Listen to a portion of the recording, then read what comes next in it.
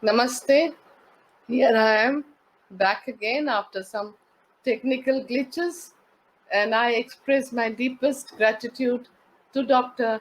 Dezső Szenkovics and to the Sapientia Hungarian University of Transylvania for hosting the online Gandhi Katha, the story of Mahatma Gandhi, narrated by me today and during the 150th birth anniversary of Mahatma Gandhi, and especially in these challenging times of the coronavirus COVID 19 pandemic. I extend my warm wishes to the people of Romania.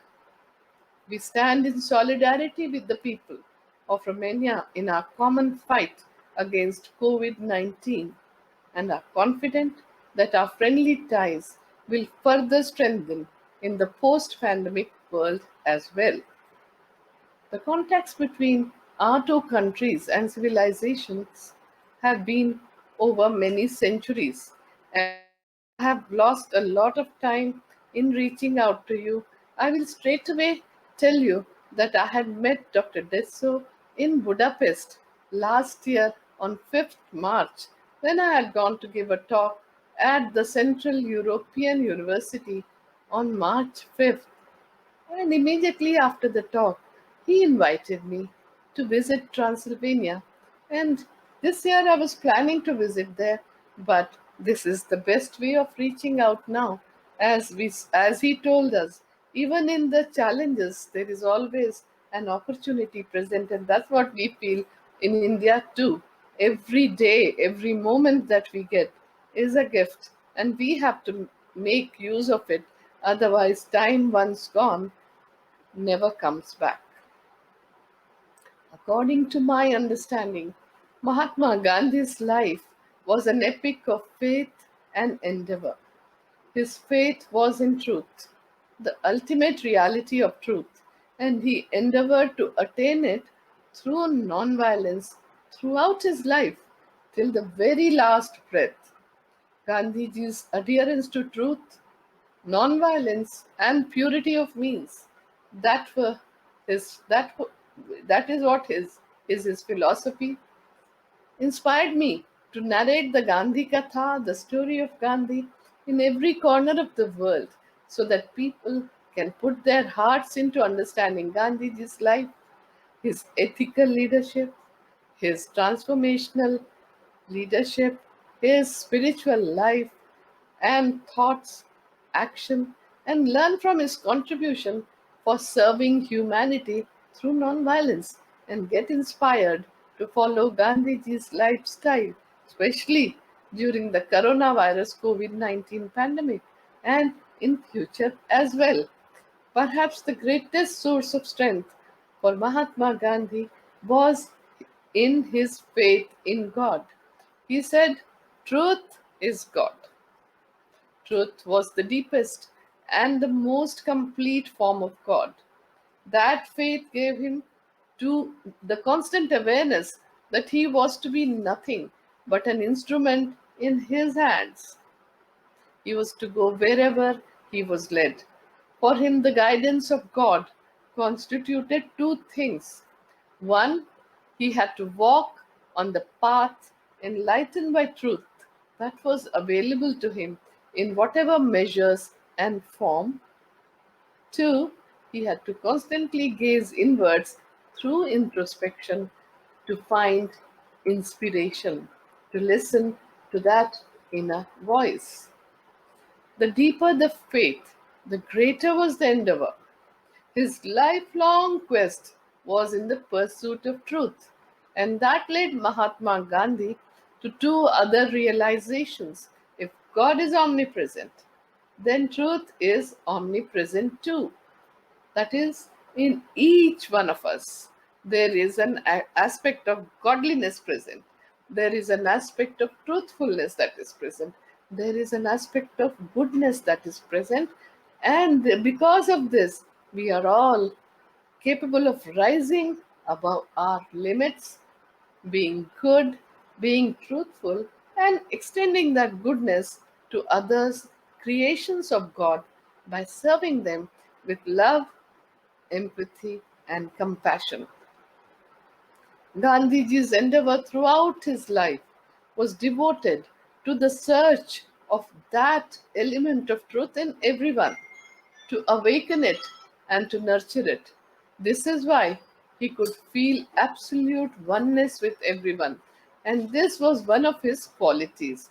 And during this talk, Gandhi Katha, I will be telling you about many of his traits. Because of that quality of oneness that he had, he felt one with everyone. That is something which is not felt easily by all of us. But for Gandhiji, it was the reality. He had no enemies. He did not want to settle any scores with anyone. He did not want to take revenge, but only gave respect, love, empathy, and compassion for all the creations of God Almighty. One of his traits was that he respected individuals as individuals without attaching any labels. And this is the reason why everybody felt absolutely one with Gandhiji. Everybody felt that Gandhiji poured himself into his heart and listened to even his unspoken words. All these were Gandhiji's traits. Gandhiji used to begin and end his days with prayers, and these prayers were held at 4 a.m. and 7 p.m. under the open sky. These were prayers from all the religions, or Sarva Dharma Prarthana as it is called, because he said that ultimately all the religions point to the same truth of compassion, love, and forgiveness, and that everyone should study the essence of all the religions of the world and different cultural backgrounds in an attitude of reverence and have friendship and respect for the practitioners of different religions and diverse cultures. All of Gandhiji's friends were from different religions and from different cultural backgrounds from around the world. And this was one of his legacies of resolving conflicts non-violently through interfaith dialogue for religious harmony. In all the religious prayers, interfaith dialogues, respect for diverse cultures, for conflict resolution, and establishing communal harmony was Gandhi's way of educating people on issues of concern, to mobilize political will and resources to address the global problems of hatred, intolerance, and violence towards oneself, with each other, and with Mother Nature, and for bridging gaps between cultures and religions, for bringing about peace, stability, harmony, and development. On 12th March 1930, Gandhiji started from his Ahmedabad ashram for Dandi March, or the Salt Satyagraha, which in which he walked 10 miles every day, covered 241 miles distance to go up to the seashore in the Dandi. He had 79 associates with him, and he went to break the Salt Act, or the Salt Law. When he left, there were only 79 associates, but by the time he reached the shore on 5th of April, he had about 100,000 people who had gathered there. And on 6th April, when in the early hours of the morning, Gandhiji bent down to pick up a lump of salt wrapped up in earth, it shook the British Empire from its foundation. And after that, on all India level, more than 300 million people had broken the salt law. This famous salt march in India caught the attention of the world as it was covered in 1703 newspapers worldwide and was reported live by famous American reporters. All this before all this PR and Twitter, all this before this era of internet. The world woke up to the poser of nonviolence through the remarkable act of the apostle of peace and nonviolence, Mahatma Gandhi.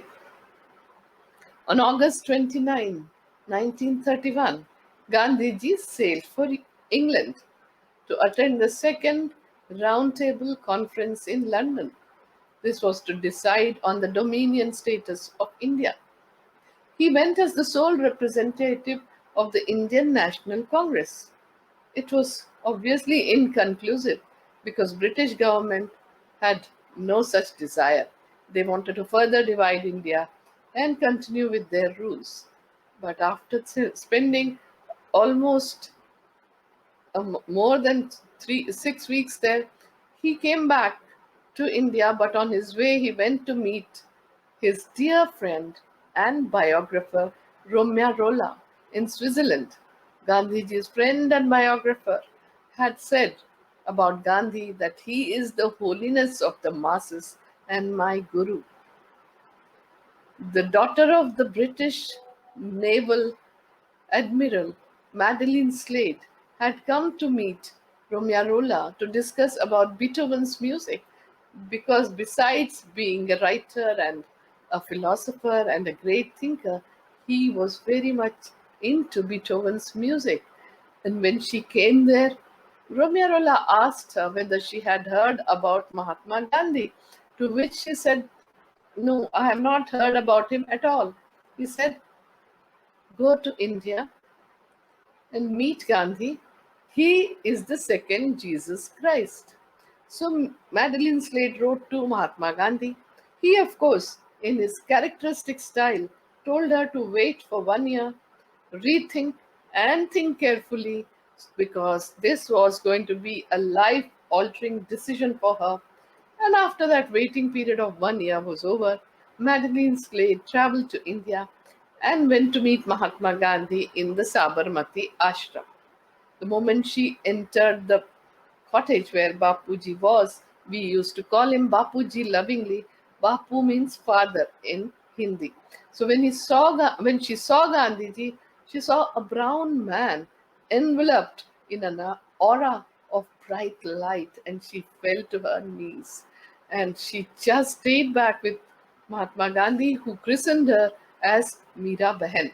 And Meera Behan stayed in all the ashrams, worked with Gandhiji for many years, and she was the one who made her the Bapu Kuti that you are seeing at the back of the presentation, Gandhiji's cottage in Sevagram Ashram.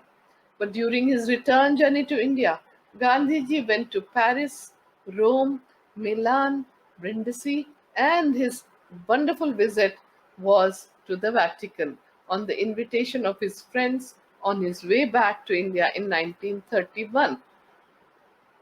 Especially there, he visited the Sistine Temple and was mesmerized by the statue of Jesus Christ, statue of crucifixion, and he stood there with moist eyes and just maybe he was remembering the Christian psalm, "When I survey the wondrous cross on which the Prince of Glory died."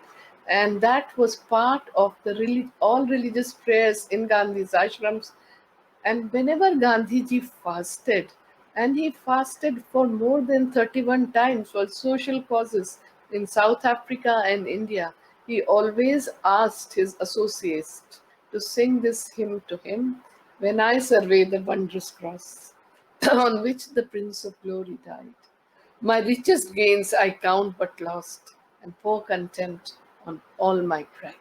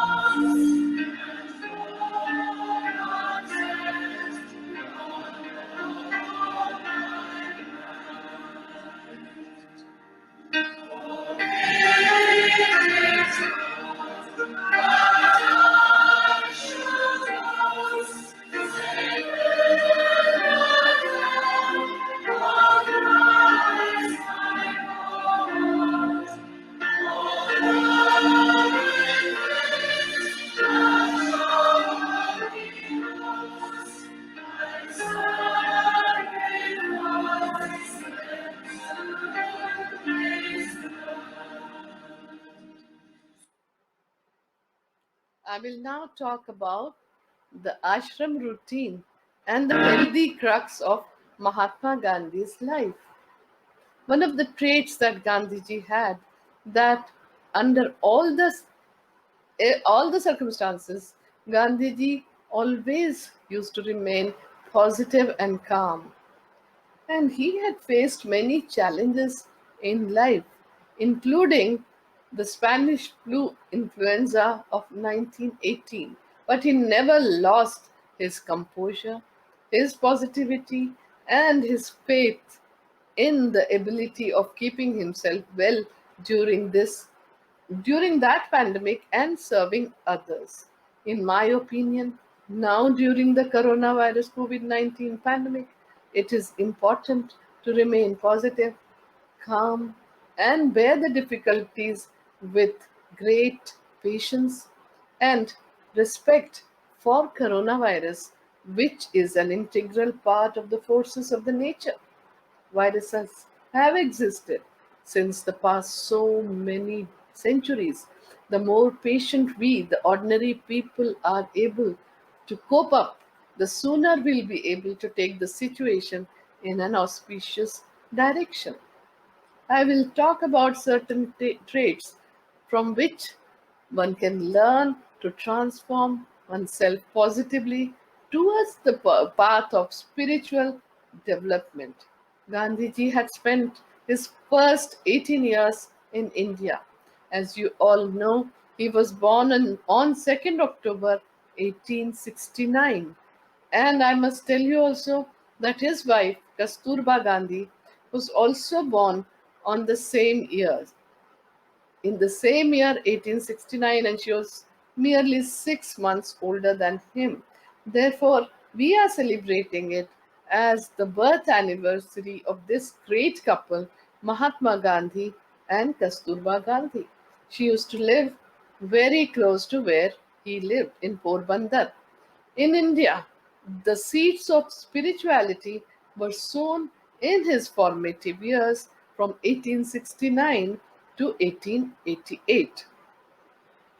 From 1888 to 1891, as a student of law in London at the age of 18, 19, and 20, he expanded his vision by reading the writings of the great philosophers and poets of the West, and interacted with the great reformers and thinkers in the vegetarian society. And he had become a member because he was a vegetarian, not only because he had given a vow to his mother, but because he wanted to remain a vegetarian for his own certain causes. But after reading Henry Salt's book, he was committed to propagate vegetarianism and forever started writing about vegetarianism from the age of 18. His career as a journalist had started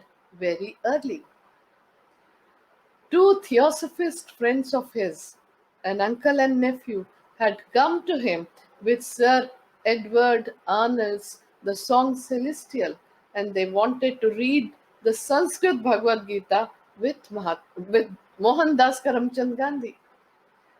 Mohandas Karamchand Gandhi had, of course, not read the Bhagavad Gita in India, and also he had little knowledge of Sanskrit. In school, he was more keen to learn Persian. And anyway, he accepted the challenge. That was one of the traits in Gandhi, that we see that he was ready to accept any challenge in life. And that really proved very, very beneficial for him. Not only was he able to read the entire Bhagavad Gita in Sanskrit, his knowledge of Sanskrit improved, and he was very inspired by the verse 62 and 63, which talks about keeping the desires under control. And these are something that left an impression on his mind, and from that day onwards, he based his conduct according to the central messages of the Bhagavad Gita, living selflessly without attachment and possession. Later on in 1922, He wrote his translation of the Bhagavad Gita and called the book as Anasakti Yoga, or the Gospel of selfless action, which everybody must read if they want to understand how Gandhiji led his life. And this, he said, that was based on his 38 years of conduct according to the Bhagavad Gita. The Upanishad verse, Ano Bhadraha Kratavo Yantu Vishwataha. Let noble thoughts come to me from all directions. This is what our seers and sages had said, and this is from the Rig Veda. And this is how Gandhi was able to expand his vision and put the knowledge, convert it into wisdom, and put it in action. He did his sadhana, or tapas, or penance in a way, in South Africa from 1893 to 1914, where he spent close to 21 years of his life. His life was transformed from the individual barrister Mohandas Karamchand Gandhi into a societal Gandhi after the incidents at Petermaritzburg station, when he was thrown out of the first class compartment because of racial discrimination. This injustice and humiliation gave rise to the novel way of fighting injustice through Satyagraha, as the seeds of Satyagraha were sown on 7th June 1893.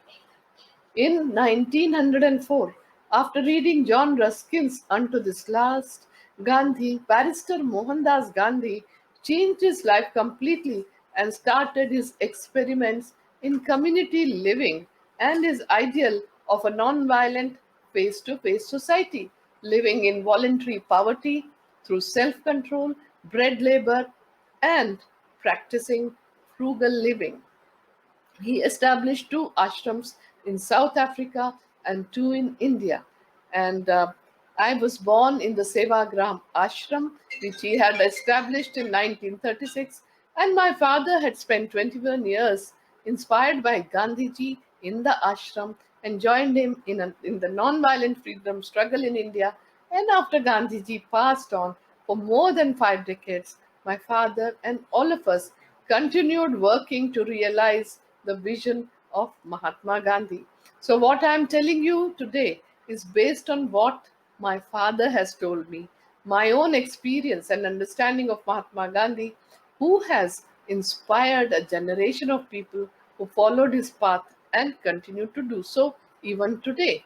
The ashram routine was very, very strict, and right now, because of time constraint, I will only say that the ashram life was a life of voluntary self control, punctuality, discipline, minimalistic living, living in harmony with nature, leading a life of selflessness, minimum use of resources, recycling, reusing, reducing the wants, being ever vigilant. And he was very, very, he used to walk for 18 kilometers every day, meditate, do the prayers morning and evening, work very hard, and he through bread labor. It was a disciplined life for using each and every minute of life with promptness and caring and sharing each other's joys and sorrows, eating and growing frugal, simple vegetarian food. So, in these times of coronavirus COVID 19 pandemic, it is better for all the humanity to go back to his simple life of his environmental credo, which he has demonstrated to us more than a century ago. His three gifts to humanity have been Satyagraha, about which many people know, constructive activities, about which very few people know, and that was to establish justice and dignity of the poorest of the poor Indian, and Ekadasha Vrata, or the 11 rules or 11 observances that Gandhiji had set for the entire ashram inmates. I do not have the time, so if anybody wants to ask me a question, I'll be happy to answer them in the Facebook chat box. Very few people know about the tremendous contribution made by Gandhiji and Kasturba Gandhi 123 years ago in the area of public health emergency and welfare of people or service of people. In his childhood, from that time, Gandhiji wanted to become a doctor. His inner calling, or as the Bhagavad Gita calls it as Swadharma, was of serving people. Everybody has an inner calling. We have to identify it and mold it for the service of humanity. So, inspired by a story of Shraman Kumar, which he had read in his childhood, he started serving his father, who was on the sick bed for a very long time. In 1897, Barrister Mohandas Gandhi took training in nursing from Cottage Hospital and worked as a volunteer in the hospital. Then, since he was known as Gandhi Bhai in South Africa, the brother Gandhi, a native leprosy patient had come to him after being sent away from everyone. He knew that Gandhi Bhai would be able to help him and treat him immediately. Gandhi took him home, bandaged his wounds, cleaned it, and set up a hospital for leprosy patients. And that he did by raising public funds. And that's what he always maintained, that all the public service should be done by public funds. And for him, he never took a penny for his public work. He did it selflessly. Similarly, in 1899 to 1902, during the Second Anglo-Boer War, Barrister Mohandas Karamchand Gandhi established the Natal Indian Ambulance Corps with 300 free Indians and 800 indentured labor who worked selflessly, carrying the sick and wounded Boers as stretcher bearers.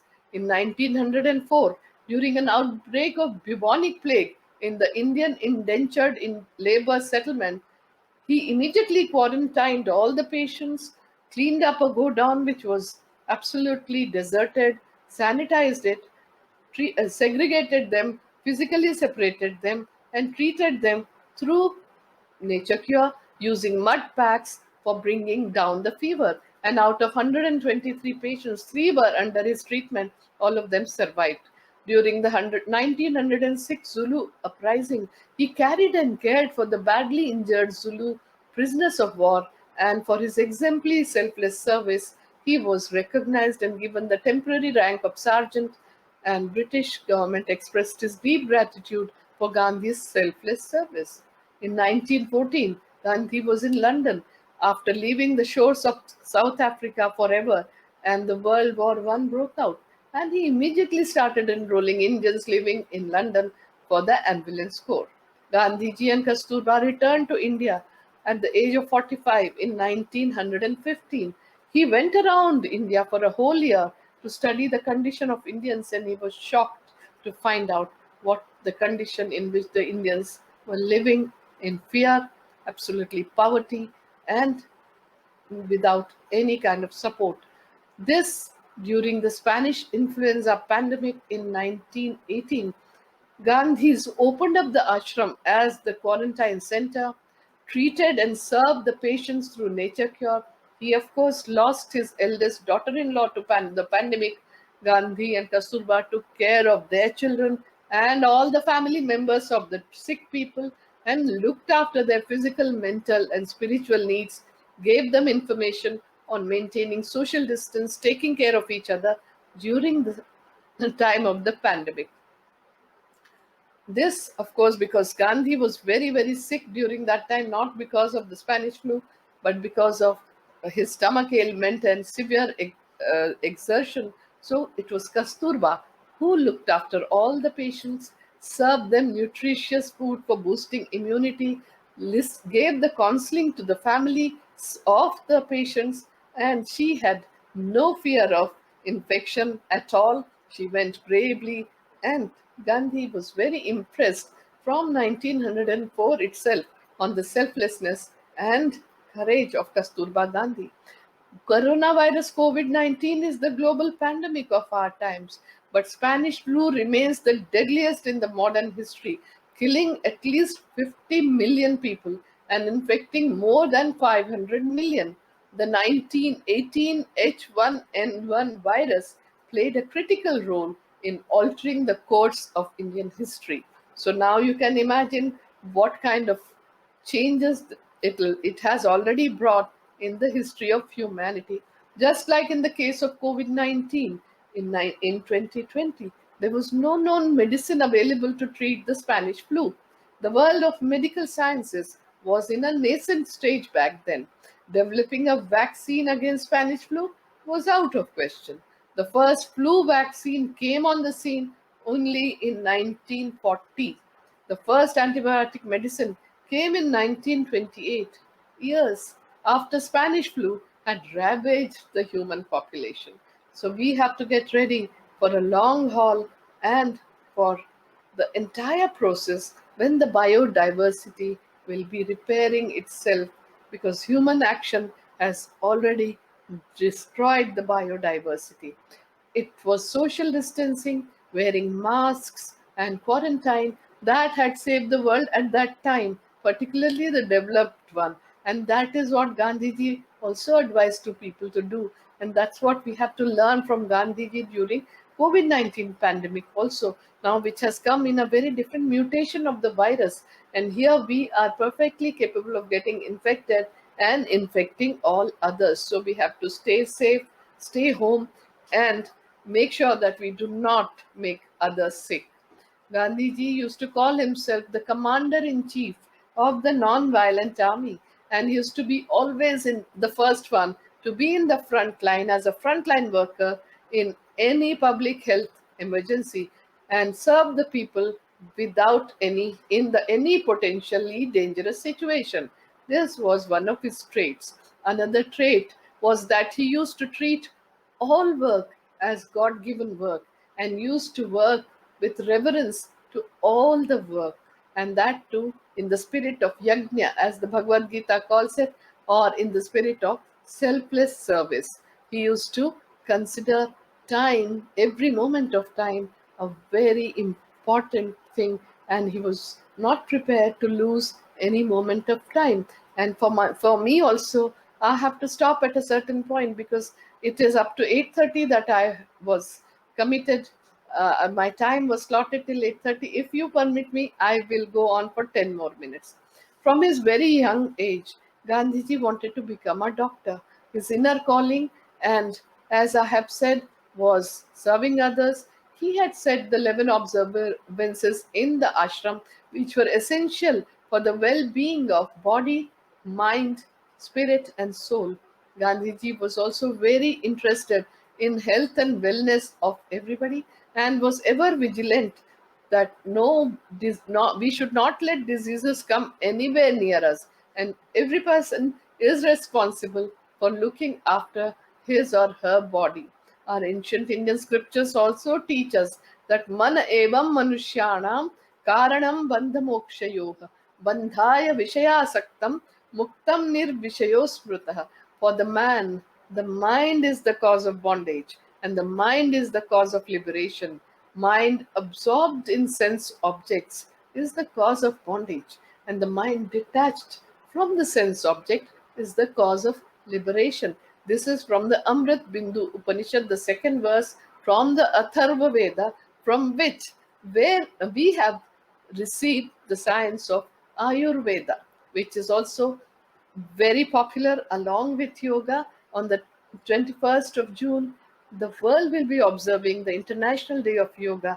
And in Gandhiji's life, we see the union of Jnana Yoga, or the yoga of knowledge, which he turned into wisdom and put it into action in his conduct.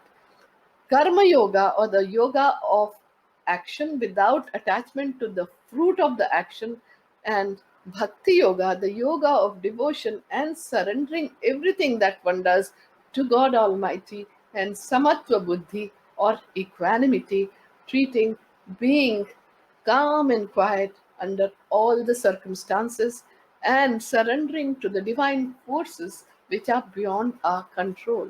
Gandhiji had said that in order for keeping healthy physically, mentally, and spiritually, we should have perfect understanding of our bodies, which is made up of five elements that are found in nature. And that is what has been told by our ancient seers and rishis in India. And those five elements are water, air, fire, earth, and space. For the wellness of our bodies, the balance and harmony between all these five elements is necessary. I will give an example of the first element or of air, which is all pervasive and surrounds us totally. We cannot live without air. The first thing when we are born is that we inhale that air, and the last thing that we do when we die is exhale that air, and that is called prana vayu, which is a very important thing. Gandhiji said that people do not know how to breathe properly, and therefore they should be taught pranayama or breathing exercises. They should keep their respiratory tracts clean. They must learn all the procedures of nature cure, sleep in the open as much as possible, and keep the room ventilated. In his speech in Ahmedabad on 1st January 1918, just when the pandemic had just started ravaging people, he had stressed on the importance of pure air, water, and food for keeping healthy.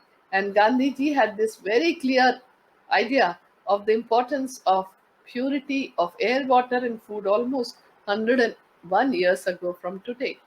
He had said on 10th November 1918 that our ancestors could build such tough bodies in the past. But today, we are reduced to a state of miserable weakness and are easily infected by noxious germs moving about in the air. There is only one and only one really effective way by which we can save ourselves from them, even in our present broken state of health. And that is the way of self restraint, of imposing limits on our acts and on our wants and desires.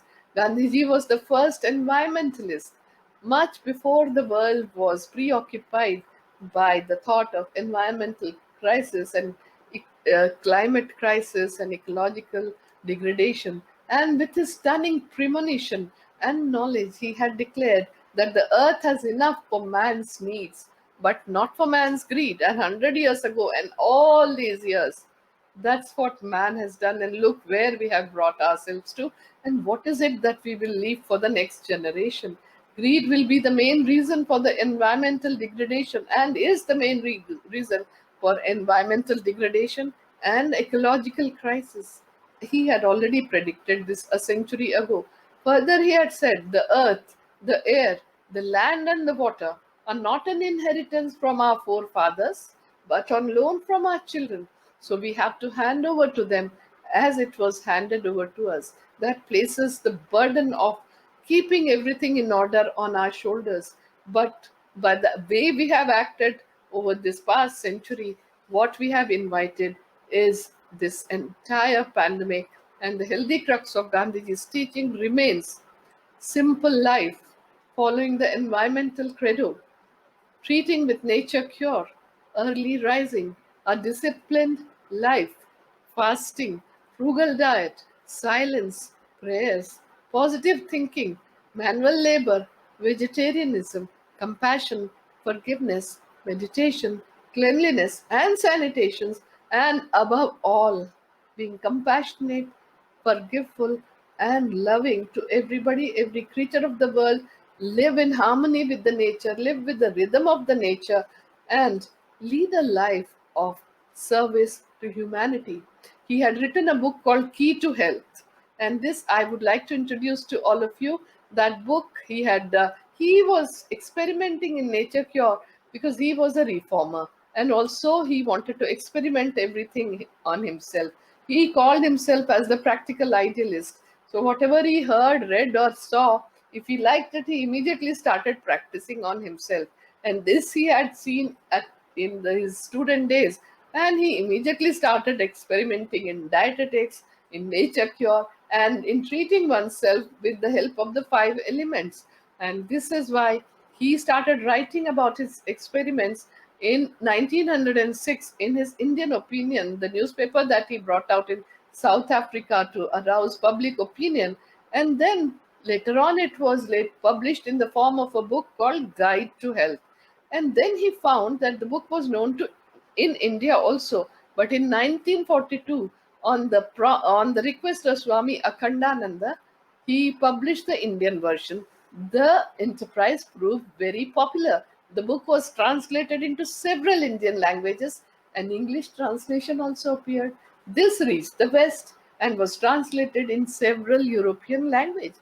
The result was Gandhiji writes in the preface that the book became the most popular of all my writings. I have never been able to understand the reason for its popularity. I had written these articles casually because I was practicing and I was evolving and did not attach much importance to them, but looked upon the problem of health from a novel point of view, somewhat different from the orthodox methods adopted by doctors and Vaidyas. Whether my presumption is correct or not, many friends have been pressing me for publishing a new edition, so I'm putting forth my views to date. I have never been able to revise the original. I have never had the time because he was totally busy in leading the Indian uh, uh, struggle, non-violent struggle. And during 1942, when he was leading the Quit India campaign, then he was arrested and put in the Aga Khan Palace jail. There he had an opportunity to write, so he gave it a new name. The new name was Key to Health. He said, anyone who observes the rules of health mentioned in this book will find that he has got in it a real key to unlock the gates leading him to health. He will not need to knock at the doors of doctors or Vaidyas from day to day. So, for today, I do not have time to go in detail about the book, but we need to learn from Mahatma Gandhi's spiritual lifestyle in these times of coronavirus COVID-19 pandemic for coping up physically, mentally, and spiritually. And this is the future that the COVID-19 pandemic is pointing out to us. If we observe carefully, many lessons are very clear and some are still unknown, surrounding us in uncertainty. This uncertainty is causing mental stress, anxiety, existential crisis, fear of extinction, and fear of death. And the mass psychology of living in depression and grief is pointing out towards this fact. We are collectively grieving for the loss of our known lifestyle. However, at a deeper level, it is for the wellness or well being of humans to coexist in harmony with Mother Nature.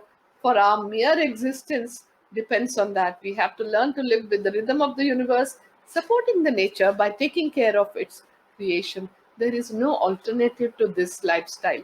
For all of us, there is no other way than the way of standard prevention and taking care of oneself and the others. The community and mutual support is essential, very essential, and so is the happiness and welfare of others for having access to pure air, water, and food. Our saints and seers had called us Vishwamanava, the global citizens, and they had talked about Vasudhaiva Kutumbakam, the world as one family. So we must remember that we are all related to each other. We are all part of the same human family, sharing the same home, that is the planet Earth. There is a Sanskrit saying which says, Yatha Pinde Tatha Brahmande. You are the universe within the universe. As with the self, so is the universe. What is going on within you is same as what is going on in the universe. So we have to learn to live with coronavirus COVID-19 in the future, facing all the difficulties instead of reinventing a lifestyle now in the future and in the future as well. We only need to learn from the life of Mahatma Gandhi. Global warming has brought in so many changes already, and any solution for living in peace and harmony and coexisting together has to be a global solution.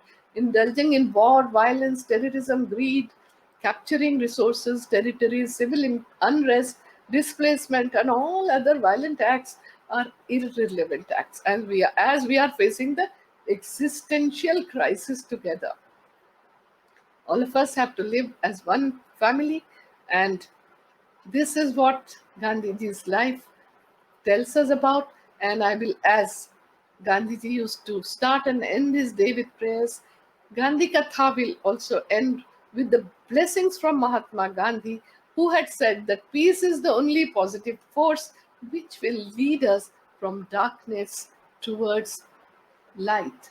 It was faith in truth. That was God.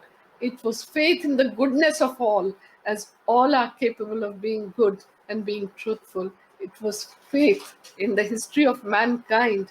It was faith that despite falls and upheavals, it moved towards goodness because it moves towards goodness because truth, that is God, is always auspicious and wants only the welfare of its creation. With this, I come to an end and I express my great gratitude to Dr. Dezső. And I have now not remembered the name of the lady who is helping us in this moment of crisis, who really came to our help and rescue and corrected the technical glitches that we were having. I am very grateful to you. I am very grateful to all of you who have joined and who have stayed with me online. And we will end today's session, today's Gandhi Katha, with the English, with the Christian hymn, Lead Kindly Light, which was Gandhi.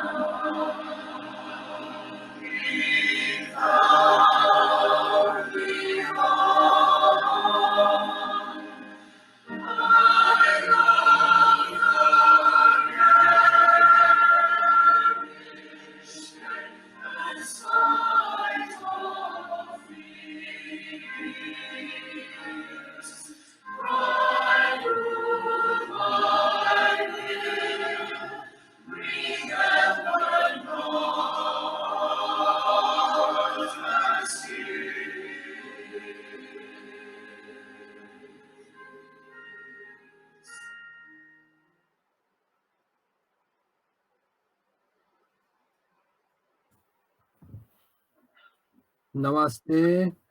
I am very sorry for the technical problems we have encountered, but at the same time, I have to tell you that I am very happy that we could manage it. And the name of the person you have mentioned who helped us to correct these technical glitches is Chilla Gödri. Thank you, Chilla, very much for your kind help. As Dr. Radhakrishna mentioned, we have met in Budapest last year, and after the lesson she gave, I took the opportunity to invite her to a performance in Cluj. She kindly accepted the invitation, but unfortunately the coronavirus COVID-19 pandemic made it impossible for her to travel to Transylvania. So we have decided to organize this event in an online form. And once again, I would like to say a warm thank you, Dr. Radhakrishna, for accepting the invitation and giving today's lecture. Thank you very much.